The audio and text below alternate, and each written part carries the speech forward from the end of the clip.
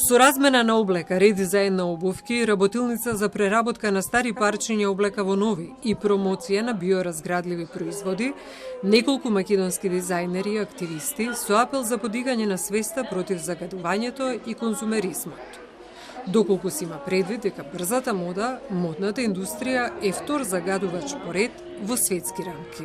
На годишно ниво се произведуваат над 3 милиарди парчиња облека, од кои што само 1% повторно се враќа во рециклирање. Тоа значи дека огромен процент на облеката останува или во ѓубриште, настекаде во околината, односно отпечатокот нејзина е многу поголем отколку практичната страна на модната индустрија. И токму тоа е она што ние како движење сакаме да го промениме. Односно да инвестираме во облека која ќе трае подолго и за која ќе имаме транспарентност и етичност при изработката.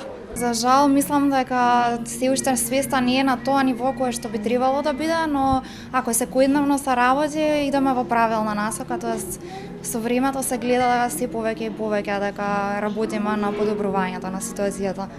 Важно е да се инвестира во локални дизајнери, да бидеме свесни за составот на облеката, начинот на кој ќе се рециклира текстилниот отпад и умешноста на редизајнирање на облеката, со што ќе се даде нов живот на веќе износените парчиња.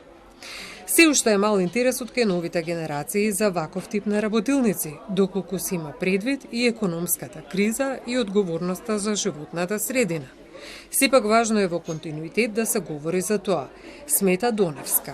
Не секогаш мора редизајнот да се однесува на облека за носење, некогаш облеката за носење може да стане друга употреба да има во домакинството или нешто слично наше, да покажеме на работилницава какви све можности постојат.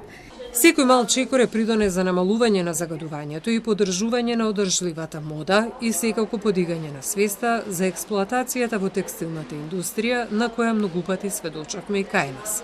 Велат членовите на движењето Модна револуција Македонија.